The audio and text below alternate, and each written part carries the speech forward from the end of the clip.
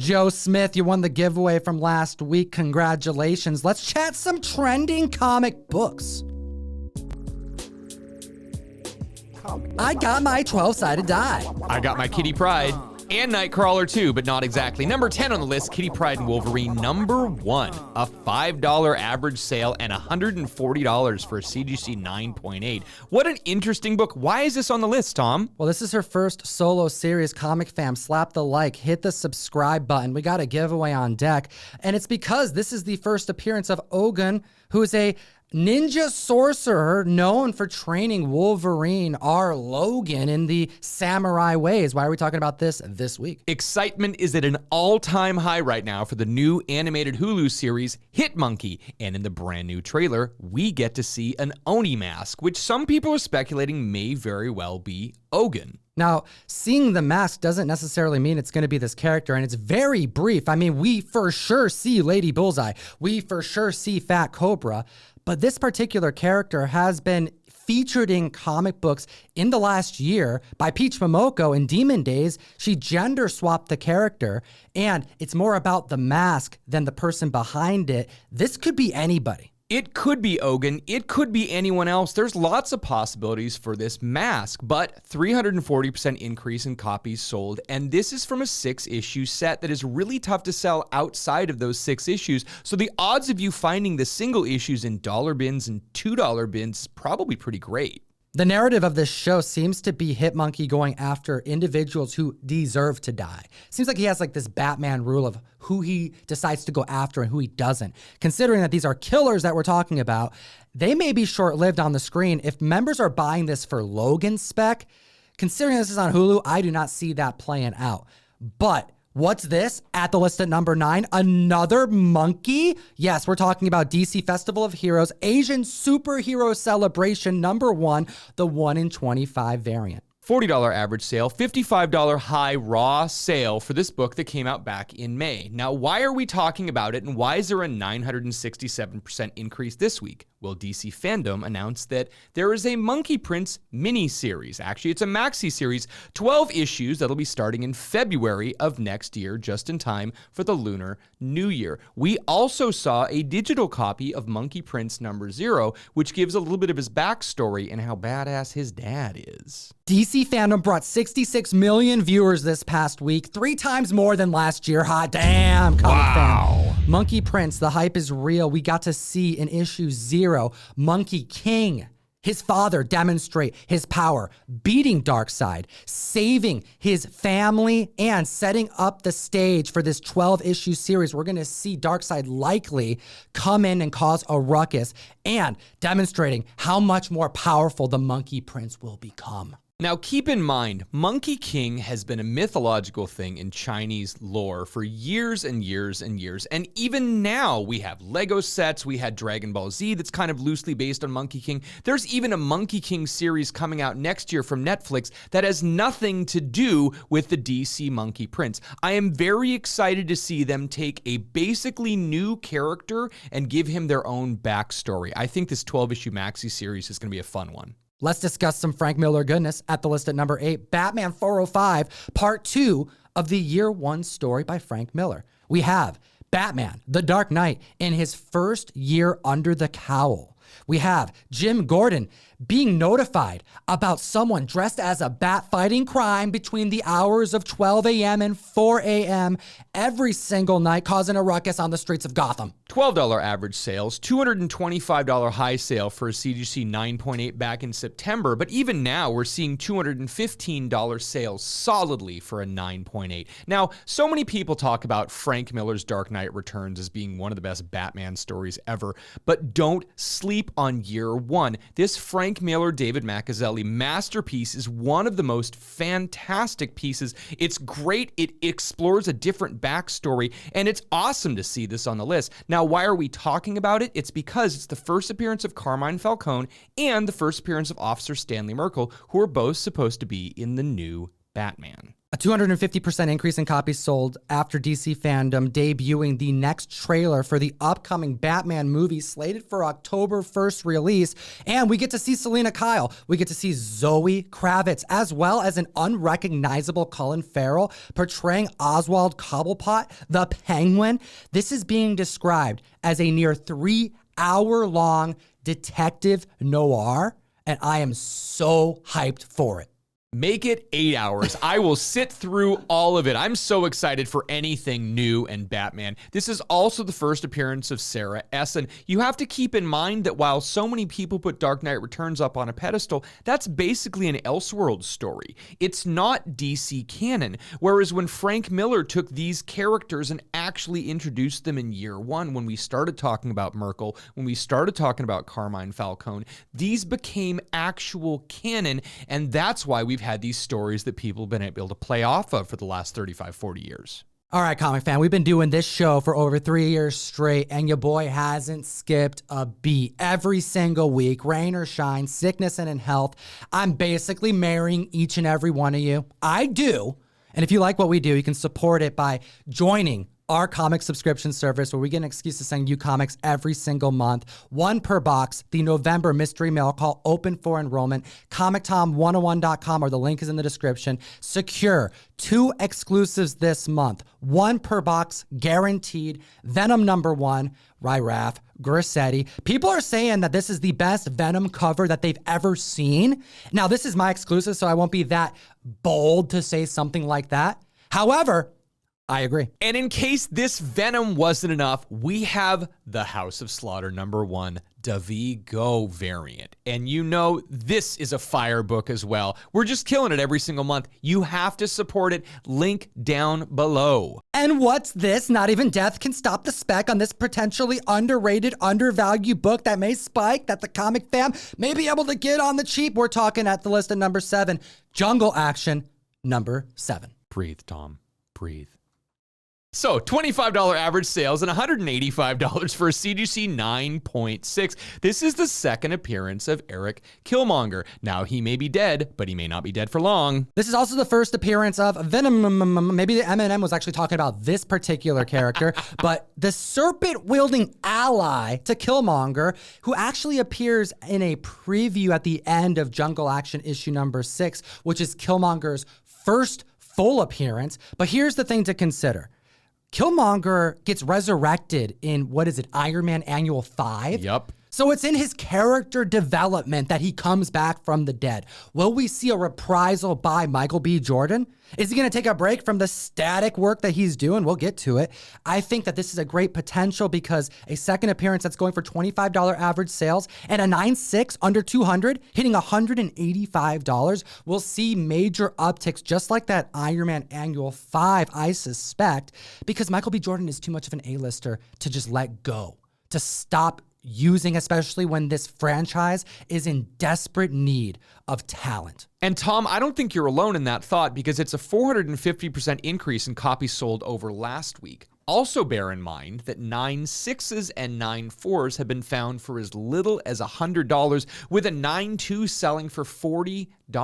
There aren't that many of this book on the census, and 9.4 seems to be the most prevalent number with only 32 copies graded. This comic was featured on a category every single member needs to be following on Key Collector Comics, the best application to learn about comic books. We have Key Collector Comics available for both Androids and iPhones. Nick's Picks is a category that's curated by the creator of the app himself, putting in his opinions based off of what he's seeing in the market. I don't think anyone's watching this market as closely as that gentleman is, and this is your opportunity to see kind of a peek behind the curtain to see what's going on in his noggin, and I love this spec. Now, while Nick's Picks is one of the free categories on the Key Collector app, you really need to unlock its full potential by using code TOM101 for 2 free weeks. I use this every single week, and it goes so in-depth. You gotta get the app. Support what we do, and let's chat at the list at #6, Captain Marvel 27. Is it because this is the second appearance of Drax the Destroyer? Is it because this is the third appearance of Thanos? Or is it because of the first full appearance of his brother Eros? Well, considering that the cameo appearance in Iron Man 55 definitely shows this character by name, it's in this issue where we see him spotlighted and where it gets crowned the key appearance. $125 average sale, $680 sale back in September for CGC 9.6, but this book went one direction up, 1,567% increase on news that Harry Styles, member of One Direction and all-around dapper dude, is going to be playing Eros in the new Eternals movie. The senior writer of Variety tweeted this week. Big reveal from the Eternals premiere. Harry Styles has joined the MCU as Eros, brother of Thanos. Now, Eros isn't really liked all that much in the comic community. His narratives are kind of harsh. He's not the best type of person, especially considering that he is later a member of the Avengers, but not at this point. We'll get to it. Hit the subscribe button. But he's used largely as comedic relief. He's kind of the opposite of Thanos. And somebody describe him as a ladies' man. I don't know. I think he would think himself as that. I would describe him more as the Austin Powers of the MCU. Now, Harry Styles being attached to this, I think we're going to get a more mature and probably better suited version than what we got in the comics.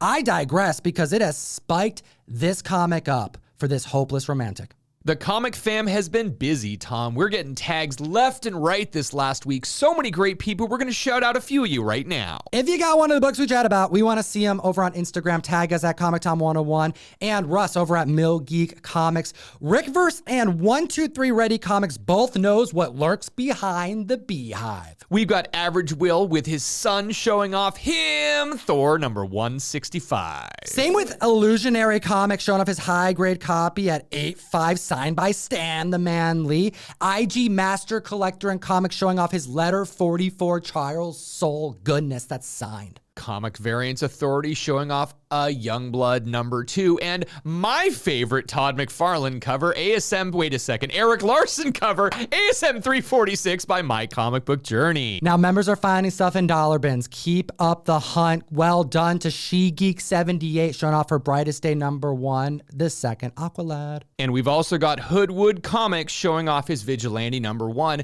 which didn't make the 10, but it made the larger list of trending 20 that you need to check out on Key Collector Comics every Thursday. That's right. Hoodwood Comics was ahead of the curve because this Vigilante made the trending 20 this week. There are 10 other books that the comic fam needs to keep up on because we only be covering 10 of them. And next at the list, we're talking number 5, Rogue number 1, her first solo series. $12 average sales. Wow. That's crazy, man. This is like a $70 9.8 book now. 525% increase in copies sold. Featured on Bry's Comics on YouTube, pointing out solo series, particularly first solo series for characters in the mutant lineage, prime for speculation. Like we're talking about getting way ahead of the curve, but if you can get these for under $10, largely dollar bins, I think that this is great potential if they're in high grade. A 525% increase in copies sold, and this is a foil cover. It is actually fairly condition sensitive. Released around the same time, we also have a Bishop miniseries and a Gambit miniseries, which both happen to be their first miniseries. Now, earlier in the list, we were talking about Kitty Pryde and Wolverine, and I said Nightcrawler. There is a Nightcrawler 4-issue miniseries that actually came out in 1985, 1986, that is his first solo miniseries. These are the type of things where you have a popular X-Men character, they finally give them a solo series, and it has gotten almost no love from the comic fam for years. Well, it may be just about time. When we consider the first appearance of some of these characters, let's just take a look at Rogues and Avengers Annual number 10. A 9.8 of that book hit $1,450 this month, and it's been selling that aggressively for months because of the mutant spec being real. If you can't get that first appearance, next bet is the first solo appearance. And side note, that Avengers Annual is Todd McFarlane's favorite comic book from Marvel. Speaking of McFarlane, number 4 on the list, Philadelphia number 12, the Todd McFarlane variant. $35 average sales and $110 CGC 9.8 for this low print run book. Now, Nick's Pix mentioned this book because it kind of falls into this McFarlane category of people who are collectors who buy them and want them. And something that's not a Spawn book or a McFarlane property, you're going to see a little bit more demand for it because he doesn't do it that often. Well said, Russ. And considering the fact that when this comic debuted, we saw it listed as like the 200th most ordered comic book that month. It was ordered less than like Betty Page and comics that don't traditionally have a very high demand but solid fandom. This comic book was actually $1 more, the variant, because it had 6 extra pages. Now, although it's a McFarlane cover, that's great. People order it. But that $1 extra on an independent run that no one knew at that point, because remind you, although this is optioned, we didn't get that news until 2020, well after the debut of this comic, stores order these kind of things less. Now, it may seem that a 2,300% increase in copies sold this week is a ridiculous spike, but it's just that someone pointed out that, hey, here's a McFarlane cover that you don't have. There are so many great cases of McFarlane books that are technically dollar bin books that all of a sudden someone goes, oh, Marvel Tales number 346 is a McFarlane cover. Now it's selling for $20. We also pointed out Conan 241 a couple months ago on the live show with Fire Guy Ryan. And the thing that surprised members most was us showing high-grade copies selling for under $10, but then the very few 9.8 copies going for over $500. There was a 9.8 graded copy that sold for $935 of that Conan book as of October 11th. Now, because of Conan's spec, absolutely, but this is not a key book. McFarlane covers matter, and when you can snag a 9.8 for an independent run that is optioned for under $100, the book's gonna move quick, and it did. Number 3 on the list, World War Hulk number 1. We are seeing $15 average sales and a $60 high raw sale for an unconfirmed leak. So please tread lightly with all of this information we're about to give you, that World War Hulk is going to be in production, at least in name, because the events that happen in World War Hulk actually happen after Planet Hulk, which is kind of what the plot of Thor Ragnarok was. So how are they going to tie all of this in? For years, Mark Ruffalo and Marvel has blamed Universal for not being able to produce an actual Hulk movie since the OG one that has basically been scrubbed from the MCU as a failed attempt. This narrative is said to be continued from She-Hulk, and I find it very unlikely that they're going to get as cosmic as this comic book goes. This comic is as weird as comic books can get. The Hulk going through space, blaming other heroes for the destruction of a planet that held his wife and unborn child. Like, he's seeking revenge. He's going crazy, and it becomes one of the most powerful Hulks that we've ever experienced. It just seems unlikely that a show that's being described as a half-hour legal comedy, which is She-Hulk, is going to tie to this epic tragedy of a comic story. If that is the case, we're most likely just going to see World War Hulk in name only. And we've seen this happen before with the Avengers Assemble issue or Venom Lethal Protector, but the fact that they're not going to use a whole lot of the plot from the inside of this means it's maybe not a long-term spec. But people are disagreeing. 686% increase in copies sold this week, and only time will tell where we're going with this one. And next at the list at number 2, courtesy of DC Fandom, Milestone fans rejoice. We have Blood Syndicate coming back at the list at number 2. Blood Syndicate issue number 1, $5 average sales and high sales in September of a CGC 9.8 hitting $139.